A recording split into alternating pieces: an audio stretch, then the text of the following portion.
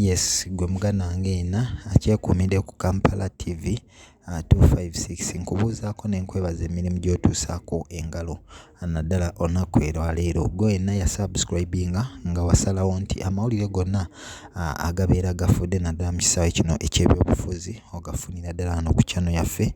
Naawe omupya muganda wange nga gwe mulundi gwe ogusoose okuyitako ku channel eno, nja kusaba ate era nkujjukize okusubscribinga awo, okulikinga, okukomentinga, kwoteeka n'okusharinga eddoboozi lino lisobole okutambulira ddala n'oyo yenna abadde tannaba kulitegeera okusobola okuba nga eggulire lino alitegeera ate alisensuke bulungi nnyo.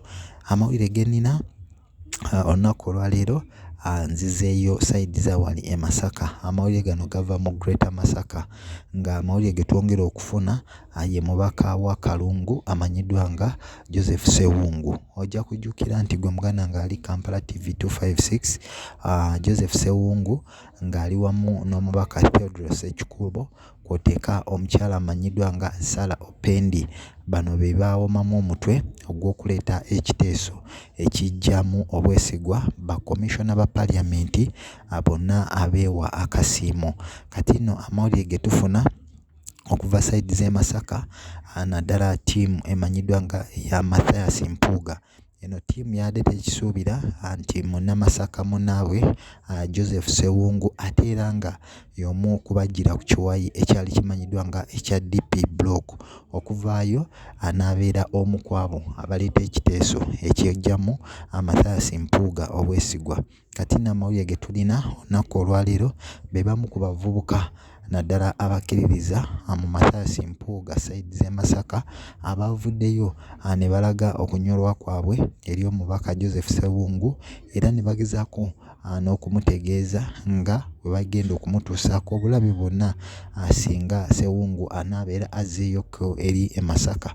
Waliwo obutambi obumu obuzze butambula nga bulaga nga waliwo bakansala naddala sayidi z'e Masaka eyo abavuddeyo ne bategeeza nti Ssewungu musajja mukatuliki, yeerimbika mu bukatuliki naye ng'ebikolwa by'akola si bya bukatuliki. Ne bavaayo ne bategeeza nti Ssewungu ono alimba nno na bulimbi, nti alina amaka e Kalungu naye mbu amaka g'asulamu amaka gano ga maama we. Kati nno bano nga bw'onojjukira we baalumba muto wa Waiswa Mufumbira amyuka omwogezi wa National Unity Platform nga bamugamba yeesonyiwe Mpuuga, abavubuka be bamu abongedde okulumba omubaka Joseph Ssewungu nga bamutegeeza nti ekintu kye yakoze kive, tekikkirizibwa, era nabo bamulabira ddala ng'eyalidde mu munnamasaka munnaabwe olukwe, era eyamuliiriddemu ddala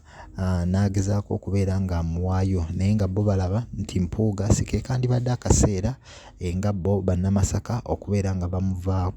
Naye ojja kujjukira nti Joseph Ssewungu yavaayo n'ategeeza nti paliamenti ekolanga ekyokulabirako naddala mu ggwanga Uganda. So obuli bw'enguzi bwe buba nga bwetooloolera mu paliamenti y'eggwanga erya Uganda, kiba kitegeeza nti ababaka bonna alidde n'atalidde bannansi baba bamutwalanga omuli w'enguzi. So kino Ssewungu kye yavaako okwesigamako, era n'ategeezanga n'omukulembeze we owa National Unity Platform Robert Kyagulanyi Ssentamu bwe yavaayo n'ategeeza ng'ekikolwa ekyakolwa eyali komishona wa paliamenti ate nga ye vice president w'e Buganda Mathias Mpuuga, ekyokweyongeza oba ekyokwewa ssente ez'okwesiima bwe kiri ekikolwa eky'obuli bw'enguzi, nga kino ng'ekibiina kya National Unity Platform tebakigoberera, era ne bamusaba ensimbi zino okuzizaayo n'okulekulira Mathias Mpuuga kye yagaana. So Ssewungu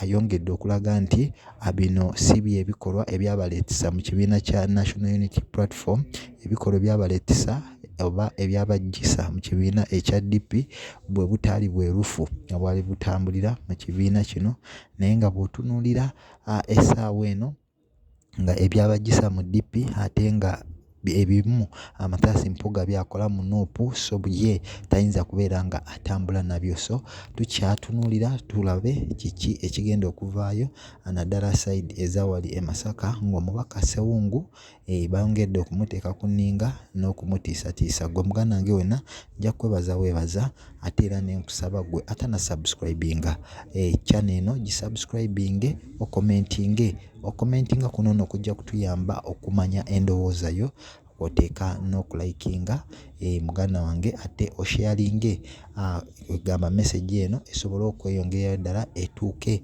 ne ku muntu abadde tannaba kubeera nga agifuna.